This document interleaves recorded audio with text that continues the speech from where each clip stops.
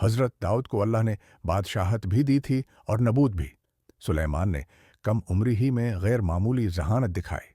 जब दाऊद का विसाल हुआ तो सुलेमान उनके जानशीन बने, नबूत भी मिली और बादशाहत भी, मगर साथ वो खशियत इलाही से सरशार बंदा रहे। सुलेमान ने दुआ की, आए रब, मुझे ऐसी बादशाही अता फरमा जो मेरे बाद किसी को सजावार न हो। अल्लाह ने यह दुआ कबूल फरमाई और उन पर अपनी नामतें खूब खोल दें। अल्लाह ने सुलेमान को मवाशी और परंदों की बोली समझने का हुनर दिया। उनकी फौज में इंसान, जिन्नात और परंदे मुनज़्ज़म अंदाज में शामिल रहते। आप निगरानी करते तो हर लश्करी की कमी बेशी मालूम हो जाती हुआ आपके हुक्म से चलती। एक सुबह का सफ़र 1 महीने के बराबर और शाम का सफ़र 1 महीने के बराबर तय हो जाता। इस सहूलत से आप दौर दराज मुमल्लकतों तक इंतज़ामी और दावती सफ़र फरमाते। जन्नात आपके मातहत थे। वो महल, किले, बुलंद इमारतें, बड़े बड़े हौज़ और देगचियाँ बनाते। समंदर में गौता लगाकर कीमती मोती और जवाहरात निकालते। कोई जिन नाफरमानी करता तो उसे सख्त अजाब का अंदेशा रहता। नज़्म वो ज़ब्त कामिल था।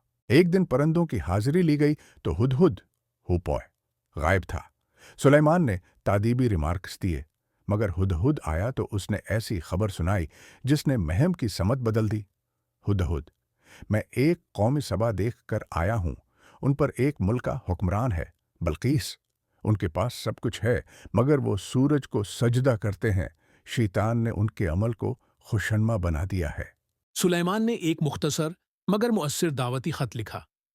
अल्लाह के नाम से मेरे मुकाबले में सरकशी न करना और मुसलमान होकर मेरे पास आ जाओ। खत हुदाहुद के जरिए मलका सबा तक पहुंचा। मलका बल्कियस ने दरबारियों से मशूरा किया। बादशाह जब किसी बस्ती में दाखिल होते हैं तो उसे इजाड़ देते हैं। मैं एक तोहफा भेजती हूं। देखते हैं सुलेमान का रद्देमल किया होता है। नरेटर, तहफा पहुंचा तो सुलेमान ने फरमूद, जो अल्लाह ने मुझे दिया है वो तुम्हारे तोहफे से बेहतर है। वापस जाओ। हम ऐसी फौज के साथ आएंगे जिसका मुकाबला न कर सकोगे, या फिर उताअत के साथ आओ। यहां वाज़े हुआ कि दावत मुकद्दम है, जहां वो माल मकसूद नहीं।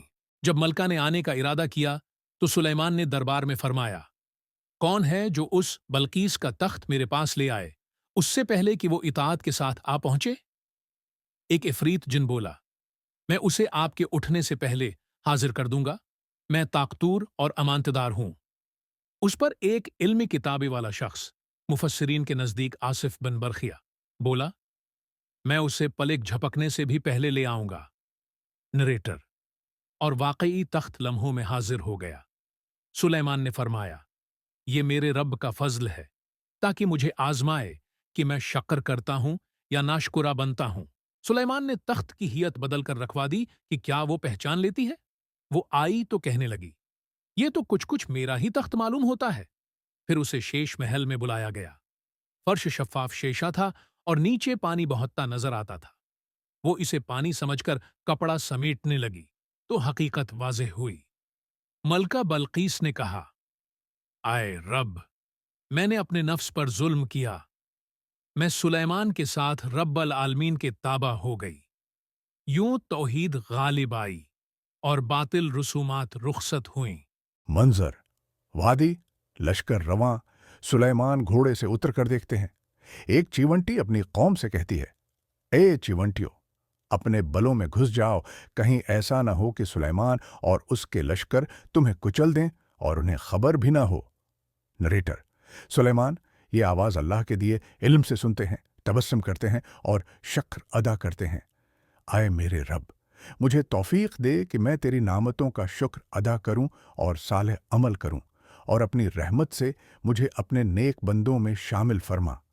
ये वाक़या बताता है कि ताकत के बावजूद नरमी, शक्र और रहम की रोश कैसी होनी चाहिए। सहीह अहादीस में आता है कि दो औरतें थीं, दोनों के बेटे थे। भेड़िए ने एक का बच्चा उठा लिया, बाकी बच्चे पर दोनों ने दावी कर दिया।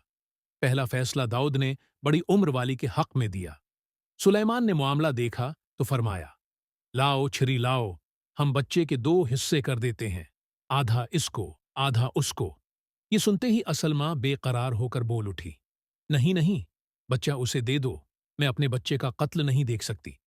सुलेमान ने फौरन फैसला सुनाया, यही हकीकी माँ है। ये फैसला सुलेमान की हिकमत अमली और माँ के दिल की गहराई समझने की मिसाल है। नोट: सवाल में बेटी व बेटा का जिक्र आया था। सही रवायत के मुताबिक दोनों बच्चे बेटे थे और तनाजुआ एक बाकी रह जाने वाले बेटे पर था। सुलेमान के दौर में माइशत व तामीरात उरूज पर पहुंचे। पघला हुआ तानबा उनके लिए बहा दिया गया। अल्लाह की अता, जन्नात से शाहकार इमारतें, बड़े बड़े हौज, देगें और अजीम आर्ट वर्क तैयार होता। वसीया सड़कें, किले और आबी वसाइल की मंसूबा बंदी की जाती। मकसद शाहाना नमूद नहीं, बल्कि रियासत अदल के ढांचे को मजबूत बनाना था। सुलेमान इबादत व निगरानी में मसरूफ थे कि असा पर टेक लगाए हुए उनकी रूह कब्ज हो गई। मुद्दत तक जन्नात समझते रहे कि वो जिंदा हैं और काम जारी रखा। आखिर दीमक ने असा खाया, वो गरा। तब जाकर जन्नात को इल्म हुआ कि गैब का इल्म अल्लाह के सिवा किसी के पास नहीं। ये मंजर अल्लाह की कुदरत और इंसान की फना का मजहर है कि बादशाह भी बंदा है और लौटकर उसी की तरफ जाना है।